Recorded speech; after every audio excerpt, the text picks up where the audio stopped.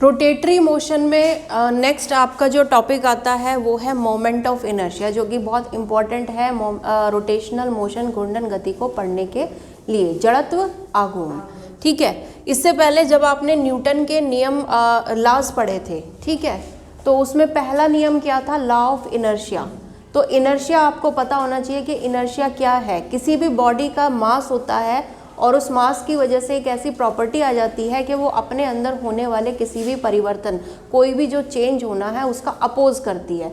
यानी कि अगर वो रेस्ट की कंडीशन में है तो रेस्ट में ही रहेगी, और यूनिफॉर्म मोशन की कंडीशन में है तो यूनिफॉर्म मोशन में ही रहेगी, जब तक कि बाहर से कोई फोर्स उस पर नहीं लगाई जाती है। तो उसको हम क्या कहते हैं, जड़त्व यानी कि इनर्शिया कहते हैं।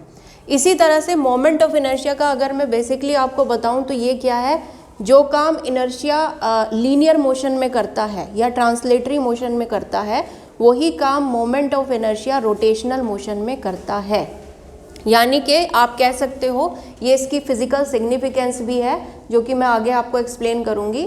तो मोमेंट ऑफ इनर्शिया, जड़त्व आघूर्ण, कोई भी बॉडी की वो प्रॉपर्टी होती है, अगर वो बॉडी रोटेशनल मोशन में है तो वो बॉडी या तो क्या करेगी, रेस्ट में रहेगी, या फिर यूनिफॉर्म रोटेशनल मोशन में ही रहेगी, जब तक बाहर से कोई बल उसका नहीं लगेगा, उस पर नहीं लगेगा। यानी कि बल कह सकते हो, टॉर्क कह सकते हो, बल आघूर्ण उस पर नहीं लगता है। तो वो प्रॉपर्टी जो रोटेशनल मोशन में किसी भी होने वाले चेंज का अपोज करती है, परिवर्तन का अपोज करती है, विरोध करती है, उसको हम क्या कहते हैं, मोमेंट ऑफ इनर्शिया कहते हैं। ठीक है, जैसे कि इनर्शिया ट्रांसलेटरी मोशन में कर रहा था, बिल्कुल वैसे ही।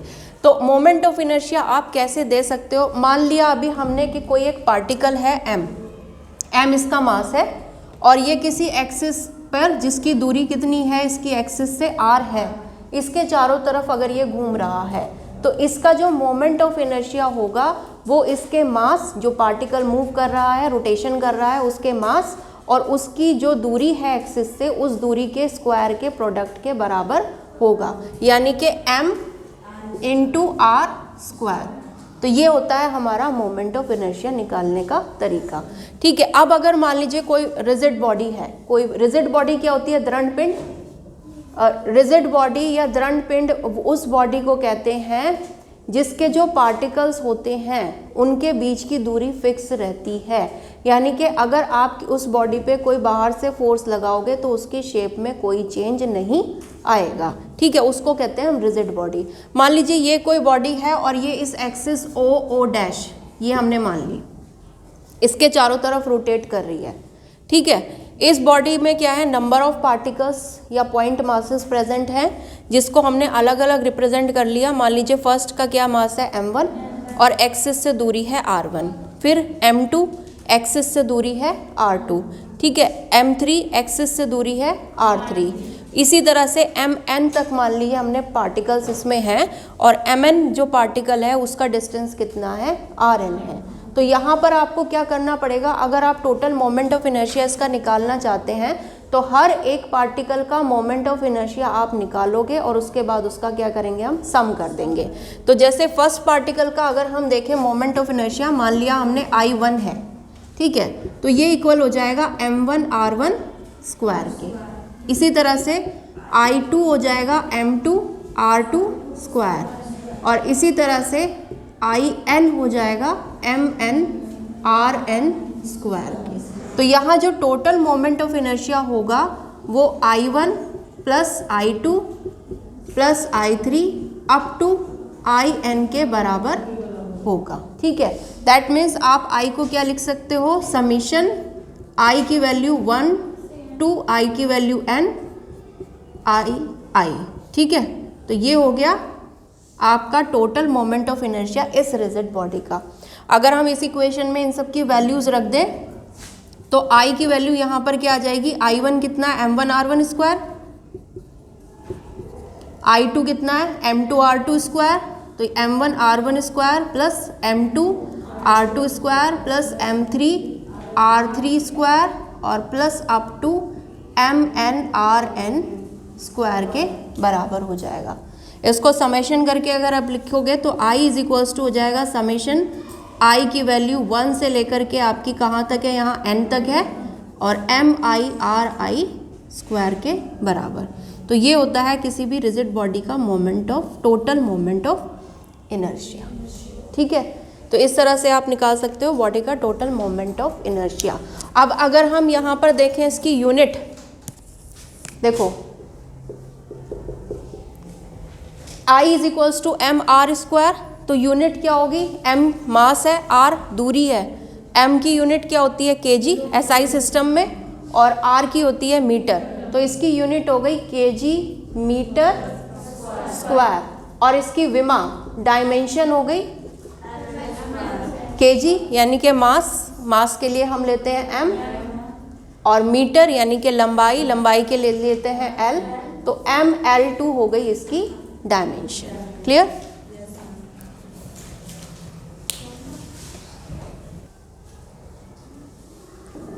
मोमेंट ऑफ इनर्शिया I से जिसको हम रिप्रेजेंट कर रहे हैं, इसकी वैल्यू किस किस चीज़ों पर डिपेंड करती है, किन फैक्ट्स पर डिपेंड करती है। सबसे पहले है position of axis of rotation, यानी कि जिस भी एक्सिस के अबाउट जो बॉडी मूव कर रही है उस पर डिपेंड करेगा कि उसकी I की वैल्यू क्या आएगी। फॉर एग्जांपल मान लीजिए ये कोई गोला है और ये अपनी ही एक्सिस के अबाउट घूम रहा है, ठीक है। दूसरी कंडीशन क्या हो सकती है, ये कोई एक्सिस है और इसका जो है ये टेंजेंशियली इसको टच कर रहा है और इसके चारों तरफ मूव कर रहा है, तो दोनों में एक्सिस ऑफ रोटेशन अलग हो गई है, ठीक है।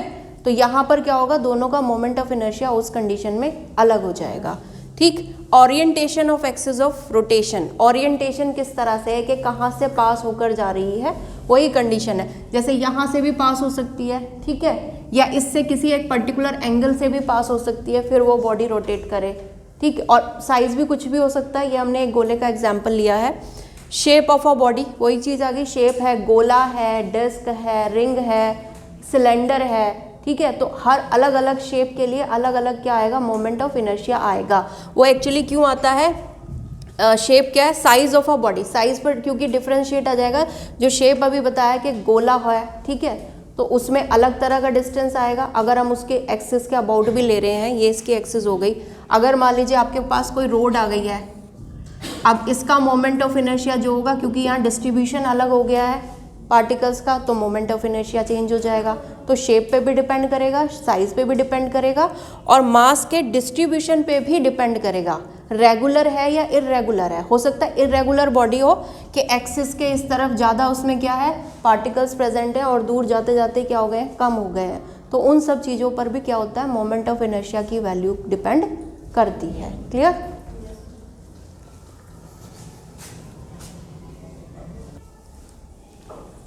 फिजिकल सिग्निफिकेंस क्या है मोमेंट ऑफ इनर्शिया की। मान लीजिए यही एक रिजिड बॉडी है जो इस एक्सिस के चारों तरफ घूम रही है, और इसमें डिफरेंट मासेस प्रेजेंट हैं, m1 m2 m3 up to mn, ठीक है। तो यहाँ पर हमने मान लिया कि इस बॉडी का जो एंगुलर मोशन है, जो एंगुलर रोटेशनल वेलोसिटी है, वो कितनी है, ओमेगा है, एंगुलर वेलोसिटी, ठीक है। आपको पता है ओमेगा इज इक्वल्स टू क्या होता है, angular displacement upon angular displacement upon time, ठीक है। एंगुलर डिस्प्लेसमेंट, मान लीजिए एक चक्कर जब पूरा होता है तो हर एक पार्टिकल का एंगुलर डिस्प्लेसमेंट कितना हो जाएगा, 360 डिग्री, ठीक है। चाहे वो ये पार्टिकल हो, चाहे वो ये पार्टिकल हो, कितना एंगल कवर कर लेंगे वो, 360 डिग्री। यानी कि एंगुलर वेलोसिटी जो होगी वो हर एक पार्टिकल की सेम ही होगी, जो भी बॉडी की एंगुलर वेलोसिटी होगी। तो ओमेगा सबके लिए क्या होगा, यहाँ पर सेम होगा, ठीक है। लेकिन लीनियर वेलोसिटी, जैसे कि आप जानते हो v इज इक्वल्स टू क्या होता है, r ओमेगा, तो ये किस पे डिपेंड कर रही है, रेडियस यानी कि दूरी पर, एक्सिस से कितनी दूरी पर मोशन हो रहा है। जैसे कि m1 के लिए कितना है, r1 है, m2 के लिए कितना है, r2 है। तो लीनियर वेलोसिटी सबके लिए क्या हो जाएगी, यहाँ पर डिफरेंट हो जाएगी।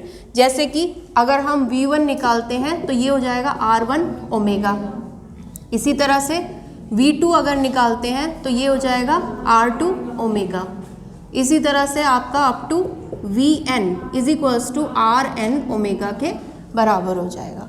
अब अगर हम इस बॉडी की टोटल काइनेटिक एनर्जी निकालना चाहें तो हमें क्या करना पड़ेगा, हर एक पार्टिकल की, हर एक मास की काइनेटिक एनर्जी आप निकालोगे और उसको क्या करोगे, ऐड कर दोगे, सम कर देंगे।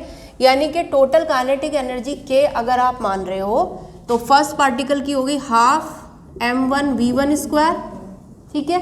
सेकेंड की हो गई half m2 v2 square, plus half m3v3² up to mn/vn² तक। ठीक है, अब यहाँ आप v1, v2, v3, vn की वैल्यूज रख सकते हैं। तो जब आप वैल्यू सब्सटीट्यूट करोगे तो आपको मिल जाएगा हाफ m1, v1 की जगह आ जाएगा r1 ओमेगा स्क्वायर, ठीक है, plus m2 r2 omega square plus m3 r3 omega square up to half mn rn omega square. ये हो गया।